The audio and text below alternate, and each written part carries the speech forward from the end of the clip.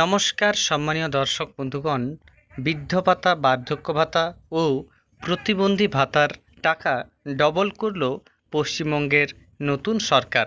বর্তমানে যারা ১,০০০ টাকা করে পাচ্ছিলেন তারা আগামী মাস থেকে ২,০০০ টাকা করে পাবেন। সেই সংক্রান্ত গুরুত্বপূর্ণ আপডেট রয়েছে আপনাদের জন্য। পাশাপাশি নবান্ন সূত্রে খবর কাদের টাকা দেওয়া হবে না সেটাও আপনাদের জানিয়ে দেব। এর আগে অনুরোধ, চ্যানেলে নতুন হয়ে থাকলে ছোট্ট চ্যানেলটি সাবস্ক্রাইব করে নোটিফিকেশান অল করে রাখতে ভুলবেন না। দেখুন এ বিষয়ে একটি প্রতিবেদনে কি তথ্য উঠে এসেছে। রাজ্যে দ্বিগুণ হলো বিধবা ও বার্ধক্য ভাতা, কত করে ঢুকবে অ্যাকাউন্টে? বিস্তারিত কি বলা হয়েছে সরাসরি দেখুন। অন্নপূর্ণা ভাণ্ডারের পর এবার বিধবা ভাতা, বার্ধক্য ভাতা এবং প্রতিবন্ধী ভাতা বৃদ্ধির ঘোষণা করল নয়া রাজ্য সরকার। বুধবার রাজ্যের নারী ও শিশু কল্যাণ মন্ত্রী অগ্নিমিত্রা পল জানান, এই ভাতাগুলি দ্বিগুণ করা হবে। অর্থাৎ আগের সরকার যে পরিমাণ বিধবা, বার্ধক্য ও প্রতিবন্ধী ভাতা দিত তার দ্বিগুণ দেবে বিজেপি সরকার। জুনের ১ তারিখ থেকেই অন্নপূর্ণা ভাণ্ডারের পাশাপাশি ২,০০০ টাকা করে মিলবে বিধবা, বার্ধক্য ও প্রতিবন্ধী ভাতা। নির্বাচনের আগে ইশতেহারে বিজেপি প্রতিশ্রুতি দিয়েছিল বাংলায় ক্ষমতায় এলেই দ্বিগুণ করে দেওয়া হবে ভাতাগুলি। সরকার গঠনের পর এবার সেই ঘোষণাই করা হলো।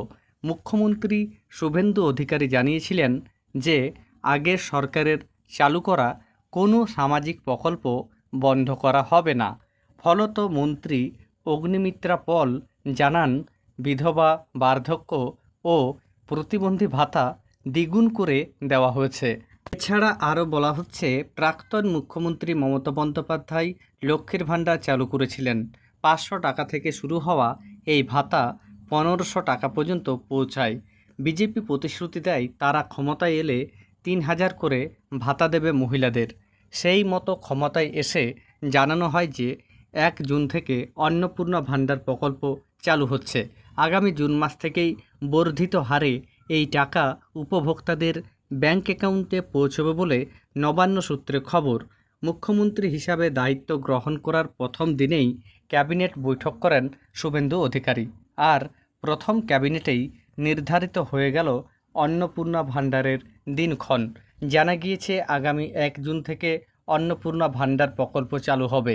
প্রাথমিকভাবে ধাপে ধাপে এই প্রকল্পটি চালু হবে। শুভেন্দু বলেন, চালু থাকা কোনো সামাজিক প্রকল্প বন্ধ হচ্ছে না। প্রচারের সময়ও জানানো হয়েছিল, ৩০ বছর আগের হোক বা ১০ বছর আগের, কোনো প্রকল্পই বন্ধ করা হচ্ছে না। মুখ্যমন্ত্রীর সংযোজন, আমরা পেপারলেস অফিস করব, সমস্ত পোর্টালগুলি আপডেট করা হবে, সকল উপভোক্তা ডিবিটির মাধ্যমে টাকা পাবেন, সবটাই হবে স্বচ্ছতার সঙ্গে। তবে কোনো মৃত ব্যক্তি সামাজিক প্রকল্পের সুযোগ পেতে পারেন না, কোনো অভারতীয় এই ধরনের স্কিমের টাকা পেতে পারেন না। তাহলে বুঝতে পাচ্ছেন, আগামী জুন মাস থেকে বৃদ্ধ ভাতা, বার্ধক্য ভাতা ও প্রতিবন্ধী ভাতার টাকা ডবল করে আপনাদের অ্যাকাউন্টে ঢুকবে।